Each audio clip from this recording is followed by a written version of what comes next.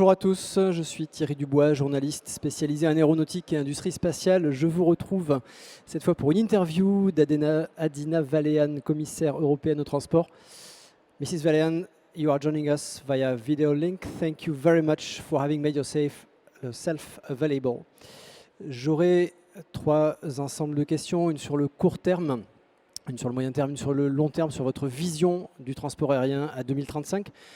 Pour commencer, sur le court terme, la pandémie de Covid-19 a créé une crise sans précédent dans le transport aérien commercial. Est-ce que vous attendez une reprise dans les mois qui viennent? Well, thank you very much for inviting me to this conversation. I'm following your event. I think it's a very important one. So I congratulate you on this. You know very well that last year's temporary recovery over the summer was followed by a long period of stagnation. So the risk of new variants remain, and today's more optimistic scenarios could quickly change. Traffic may realistically return to 2019 levels only by 2025, and this is according to the Eurocontrol estimate. So you know very well that since the beginning of the crisis, we have taken many measures to help the industry and both its customers to cope with these terrific effects of this crisis of travel and aviation. But for the time being, we are carefully monitoring. There are some measures we have put in place, like the waiver for the slots, which of course avoided last year the ghost flights, because you know that airlines will need to use at least 80% of their slots in an airport in order not to lose the historic rides. But now we are preparing, for example, a delegated act to set a new slot use threshold for the winter 21-22 of between 30 and 70% if justified by the air traffic situation. In terms of financial aid, we put in place a flexible framework for the state aid, so that member states would be able, through various means, to help the companies which are in distress, including the airline companies or the airports. So yes, we did whatever we could imagine to help. But we are monitoring the situation. But to be honest, a full recovery of the traffic levels we foresee for 2025. In terms of recovery of the whole system, this, of course, it has to be monitored, but it will take even more time because a lot of death which is accumulated will need to be paid back over time. So we are still looking on how the sector is going to cope with these challenges. Merci beaucoup. Alors Madame Valean, je vous entends assez mal, donc j'aurais une demande ici, une demande technique, si on peut m'apporter une oreillette en anglais ou en français, peu importe. Et en attendant, je vous pose une question sur les passeports sanitaires. Est-ce que les passes sanitaires seront suffisants pour permettre aux voyageurs de reprendre les vols facilement, de voyager à nouveau facilement? The short answer is I hope so. J'espère bien que sera le cas. I really hope so, because that's why the Commission proposed to the member states to have a coordinated approach, to have the same COVID certificate in all countries. We propose to have the same passenger locator form in all countries, so that this will help to have a travel which is without supplementary burdens like quarantines or too many tests, so on and so forth. But you know very well, and so this should know the public, that in the end it depends on the national authorities if implementing this COVID certificate They will do it in a very easy way for those who are vaccinated or holding an immunity due to the going through the disease or having a negative PCR, if they will add or not supplementary burdens for those who are going to be received in their countries. Of course, it is always depending on the sanitary situation of each country. And at European level, we are trying to do our best. The European Center for Disease Control to give scientific advice to everyone, which are the countries or regions which should look out for the outbreak or where the situation is more burdening. I'm talking about the color code. But let's hope for this summer, starting with 1st of July, this COVID certificate will be implemented by the member states. I myself am working with the industry to try to understand which would be the easiest way to implement this certificate. I mean, the checking, because a lot of people are asking, when is this going to be checked? At the check-in is going to be checked when we book a ticket, and we are working on this. In the end, the decision is with the member states, but we hope we will be able to coordinate as much as possible. Merci, je vous entends beaucoup mieux. Merci. Côté technique. On va parler maintenant compagnie aérienne, l'Union européenne et l'Association des nations du Sud-Est asiatique, l'ASEAN, ont conclu ont conclu avec succès, si je comprends bien, leur discussion sur un accord sur le transport aérien. Qu'est-ce que vous en attendez? Here, I must say that it's a first, because it's the first block-to-block aviation agreement, opening new transport opportunities to over 1 billion people. So by restoring or strengthening the European Union ASEAN connectivity, the agreement lays the foundation for deeper interregional economic and social integration. So a stronger offer of direct services instead of connecting flights. This will improve travel on EU ASEAN routes and reduce the environmental impact of individual flights. No one should worry in terms of competitiveness, because we are committed to ensure that all airlines operating to and from the EU can operate on a level playing field. So we are monitoring, and we want to prevent any situation of unfair competition. We have put in place, for example, the fact that the Commission will systematically negotiate fair competition provisions with in all CATAs with third countries. We encourage the member states who have bilateral agreements to negotiate the same thing, fair competition provisions. We have a new regulation in place back in 2019, allowing us to launch thorough investigations in case of anti-competitive practices and subsidies. And in May this year, we proposed a regulation to tackle foreign subsidies, including in aviation. So this would complement the elements of our framework that I just mentioned. And I'm saying that because I know in the aviation community, there are some worries that at this stage, when we have such a difficult situation for our airlines, any international agreement might come as a burden for competitiveness with other countries. But as I said, we hope that it will bring only benefits, and if something goes wrong, we will have the right tools to intervene and sanction. So we hope for the best. Merci. Quelles sont les prochaines étapes légales pour que cet accord entre en vigueur?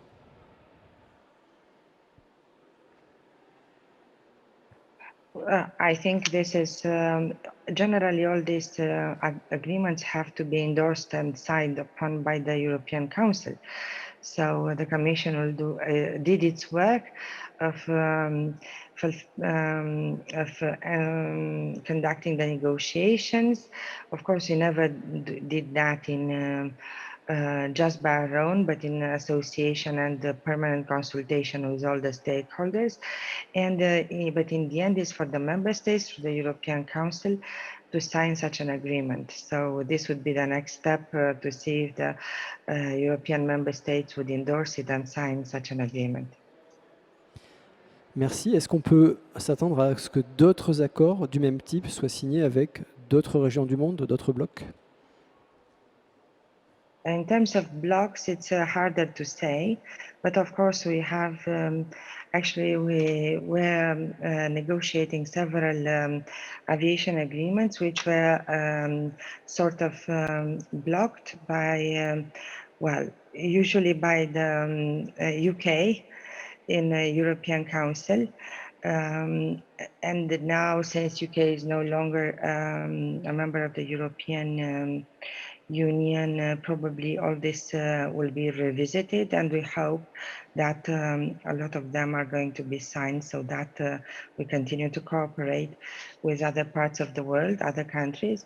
I must tell you that what is interesting to have a pan-European agreement with a third country. So no just a bilateral, as it usually is the case with all member states.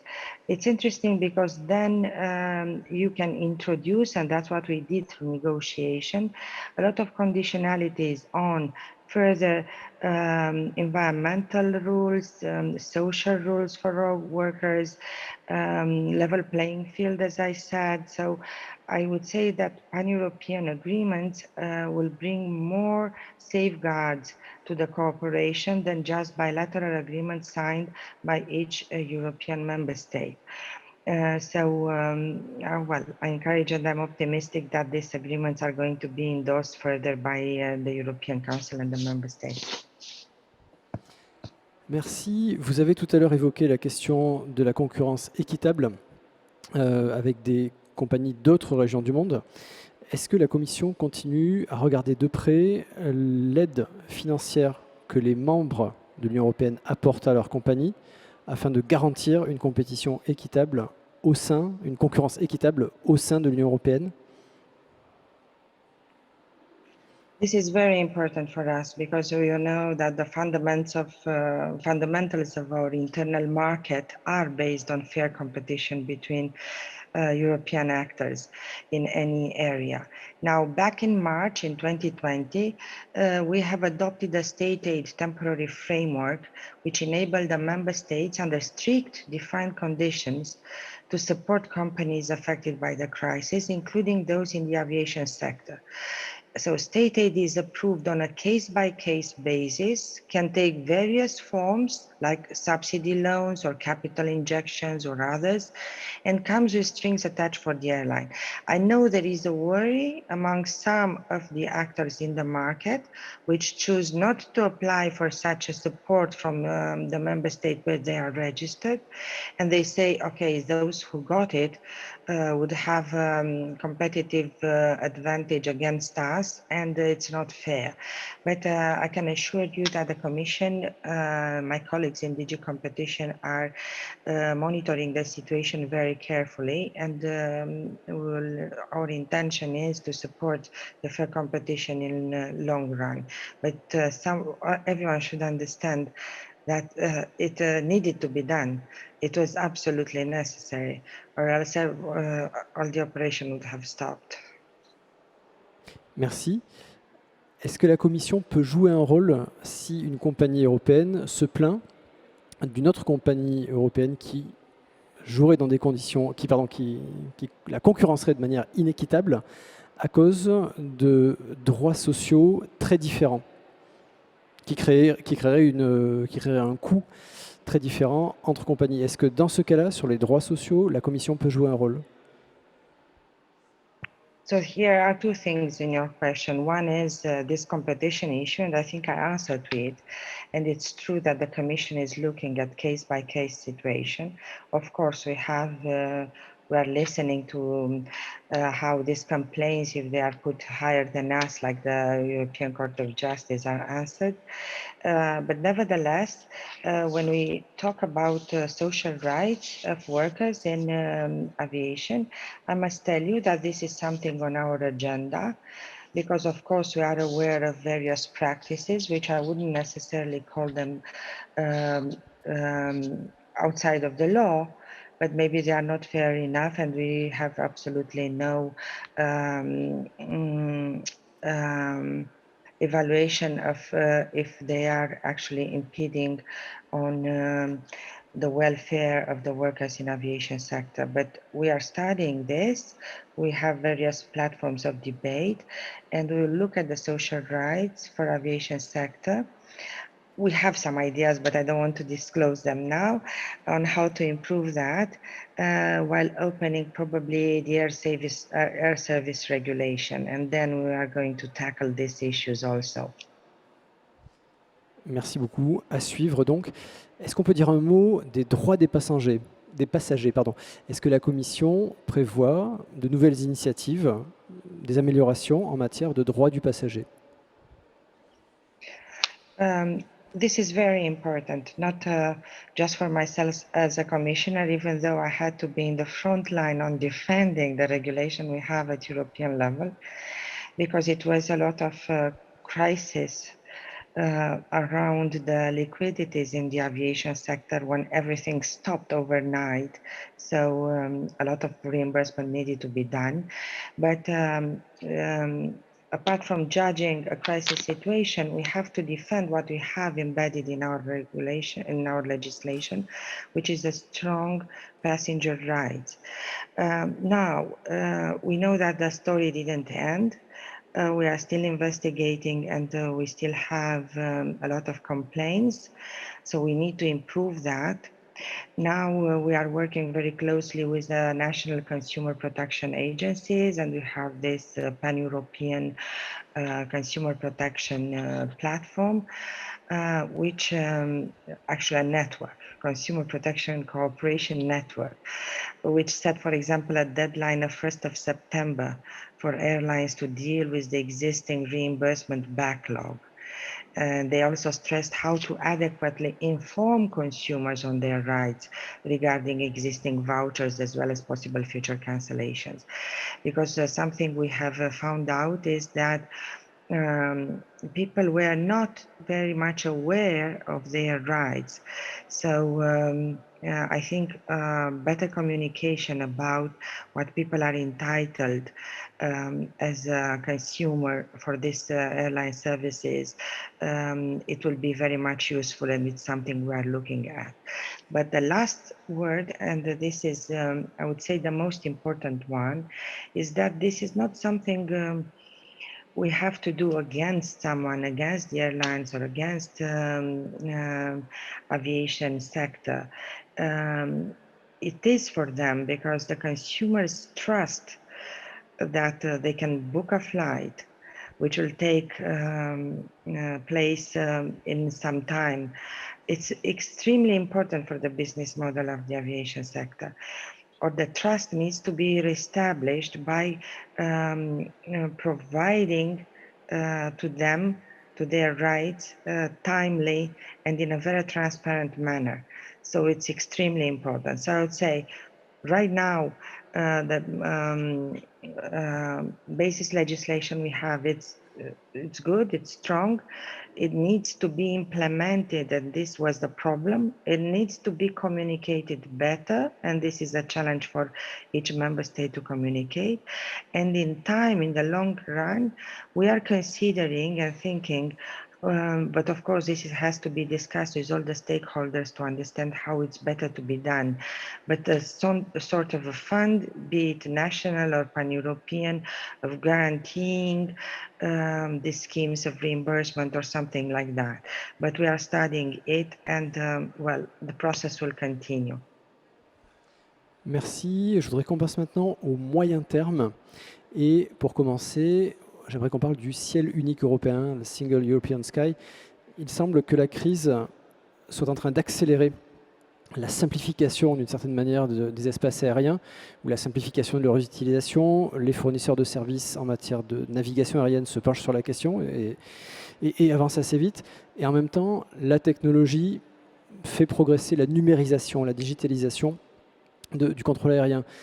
Est-ce que vous avez bon espoir de voir le ciel unique européen faire de réels progrès après des années de stagnation? Well, apart from my hopes or not, I know that I'm insisting and hoping for that, but it is absolutely needed. As a CEO of an important European airline was saying, this crisis showed us also that when it's less congestion on the sky, we can fly more direct routes so that the consume of the fuels is less and our environmental footprint it's smaller. So this shows how important it is. We know very well that with the reform of the single European sky or the air traffic management in Europe, we will achieve more than 10% reduction of emissions in aviation sector. And this is a percentage extremely important because aviation is such hard to decarbonize sector. So instead of putting very heavy requirements, which would increase the cost, which would increase the cost of the tickets for passengers, which will create a lot of the burden, we have to make the best out of something which is very simple, which is the efficiency of the air traffic. So this is, it speaks for itself. I don't need, but it's true that this is a sector in which there is a lot of inertia. There is not much appetite for change, which is a pity. Now, optimizing the airspace use, it's an essential part of the SES policy. So it's critical for the smooth functioning of the European network. However, since we are talking from Paris, you know, Paris, Brussels, but maybe I should say that, for example, in France has struggled to deliver this, and if France has struggled to deliver this, what can we expect from a maybe smaller member states would have less appetite or financial possibilities for the change and modernization of the system. You know, we are talking about modernizing the air traffic management when in every other area nowadays we are talking about innovation, not modernization. That shows how behind we are in this respect and how much we need to do. So yeah, this would be some of my comments and I hope for the best. Merci. Parlons des carburants dits durables dans l'aviation, Sustainable Aviation Fuels. Quelle importance pour ce type de carburant dans la transition vers une exploitation, vers un transport aérien neutre sur le plan climatique? Quel rôle pour ce type de carburant? As I said earlier, aviation is a sector very hard to decarbonize. That's why we are trying to approach it with a set of measures, a basket of measures, trying to contribute with each measure to obtain an overall reduction of the emissions in the aviation sector. Now, sustainable alternative fuels are an important part of this new equation. They have the potential from our studies to cut emissions by up to 85%. But this would mean that we need to have at least 5% of the fuel mix in aviation of alternative sustainable ones by 2030 and over 60% by 2050. What is here very important to say is that the problem is like in the chicken and egg, so famous equation. What's first? The problem is not the willingness or the appetence of aviation sector to pick up on the sustainable fuels, but the fact that they are not enough on the market.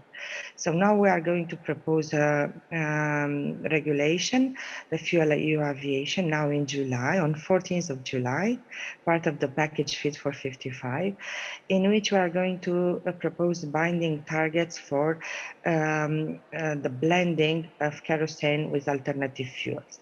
We take it step by step with an increase in time because we want to give from the demand side a very strong signal for the market to develop and increase the alternative fuels. And I'm talking, of course, supporting the e-fuels, which is a major source of emission savings.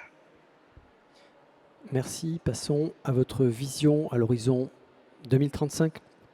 Comment voyez-vous la profession du transport aérien? Comment voyez-vous l'ensemble du transport aérien en 2035?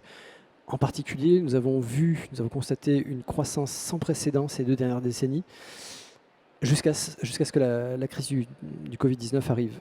Est-ce que vous voyez le transport aérien reprendre cette croissance rapide?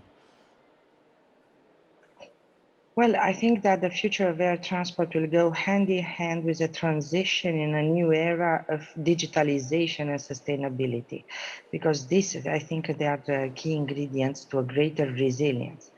And now this crisis of COVID show that preserving coordinated and integrated supply chains is essential to overcoming crisis and indeed strengthening the EU strategic autonomy. So since aviation is a major part of European supply chains and wider European integration, I'm confident it will continue to grow and play an important role in the lives of the EU citizens and businesses. It's so embedded in our European way of life. It's so connected with our freedom to travel, to move around, to go study or do business in various parts of, to save time. So that I think it's here to stay and it will continue to grow. So that's why it needs to do that in a more sustainable and modern digitalized way. Alors parlons durabilité. En 2035, où pensez-vous que les compagnies aériennes en seront dans leur transition écologique, dans leur transition vers une exploitation plus durable? Où en seront-elles en 2035? Here we have to look also on the announcements made by the industry, because no matter how the aviation sector would like to pick up on new technologies, they have to be delivered by someone.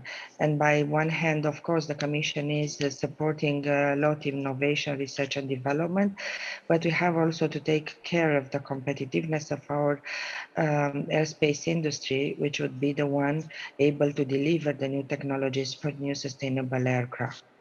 For example, if we talk about hydrogen and electricity powered planes and the construction of zero emission airports, fair carbon pricing, all this will provide additional push for the greening of the sector. And I think the EU could lead on a new generation of aircraft. And I believe that hydrogen powered aircraft could be flying commercially by 2035. And I'm counting on the industrial sector, which announced this ambition, and I think they are quite advanced in research and development. And another important tool for reducing the aviation emission is to deliver, as we were speaking earlier, the single European sky. So with this too, I think we will be able to have a decarbonized sector in 2035. Alors j'aimerais vous faire développer certains points que vous avez évoqués. Est-ce qu'on peut s'attendre à ce qu'en 2035, les compagnies aériennes doivent faire face à un prix du carbone? Est-ce qu'on parle de compensation carbone? Est-ce qu'on parle d'échange de quotas de carbone? Mais est-ce qu'on peut s'attendre à ce qu'en 2035, elles doivent faire face, travailler avec un prix du carbone plus élevé?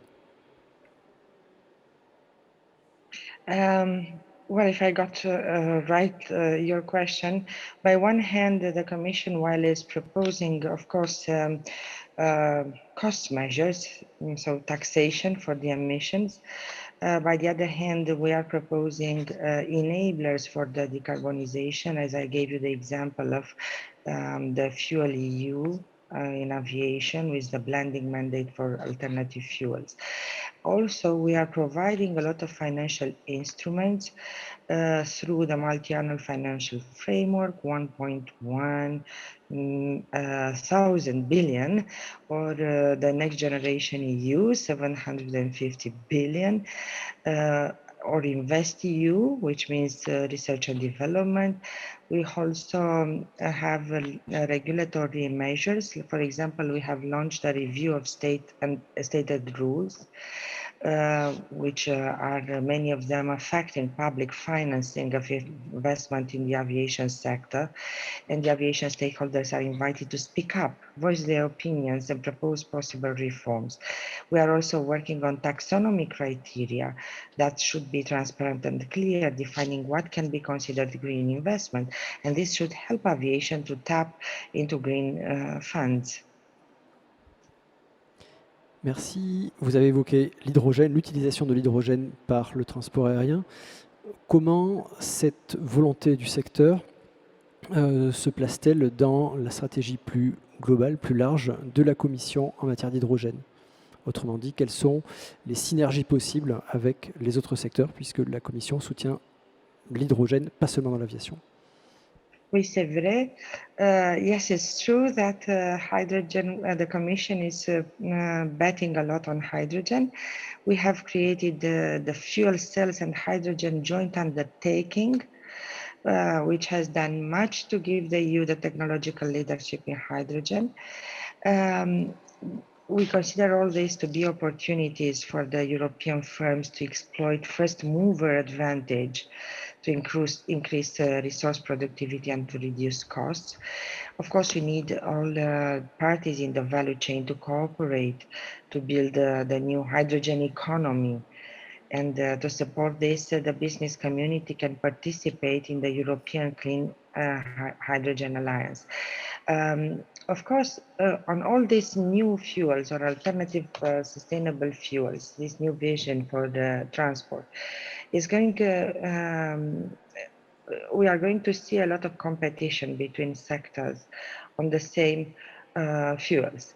So here we have to work into the synergy with the energy sector because we'll need a lot of sustainable fuels. We'll need a lot of electricity, and we don't want to see the sectors, industrial sectors and transport compete among each other for the same volumes in the market, which are not sufficient, or for the same electricity, which is not entirely green. So here we have to do a lot also in the energy sector in order to provide what is needed. But we are thinking about this, and we are trying to propose or incentivize the most appropriate fuels for each sector so that they do not fight each other for the same, as I said, sometimes scarce volumes. Merci. J'aimerais qu'on termine en parlant de mobilité aérienne urbaine, Urban Air Mobility, en 2035. Quelle importance pour ce secteur, pour vous, pour ce nouveau secteur, pour vous, dans le transport aérien? This is going to come. I think there is a lot of interest and a lot of support. I have recently seen a study conducted by the European Aviation Safety Agency, the EASA, asking the public across Europe what do they think about new drones technology, air taxi technology, so in a word, urban air mobility. And I was surprised to see that there is a lot of public support. So there is expectance on the fact that these new technologies will become part of our life. And I would say by 2035 for sure, even before that. But also what the study showed was that we still have to work because to put the worries aside, which might be related to the noise or to the safety or to the privacy or even on the effects on the wildlife. So we are still studying this, and we will come up with the right framework in order to support in a very sustainable way the deployment of these new services. Actually, we did in last April adopt comprehensive regulatory framework for drones in Europe, which would ensure that the drones are safe, secure, and green. So we started our work in this respect already since last year, and we will continue to do this in a very accelerated way. Est-ce que c'est un secteur, la mobilité aérienne urbaine, qui pourrait apporter de l'emploi? Combien d'emplois pourrait-elle apporter? Well, apart from the fact that we hope it will solve many issues like congestion and the issue of sustainability, because if we think, for example, at drones, these are electrical or they are taxis, so the technology is electric, so it's less impacting the environment. But I think this new sector will bring a lot of jobs, new jobs. It will address a lot the most active and young people. So all our worries about unemployment in youth can be also addressed by this new kind of mobility in our. And then I think it will bring from, or at least from our evaluation, it will support all sorts of economic activities. Because this, for example, for the drone, there is an entire value chain attached to the drones. So a lot of economic activities, growth, new jobs, and a new way of moving around freight or people in our congested cities. Merci Madame la Commissaire, merci pour ce tour d'horizon si complet. Merci à tous de nous avoir suivis. Restez avec nous au Paris Air Forum, ici au Musée de l'Air et de l'Espace au Bourget. Merci encore.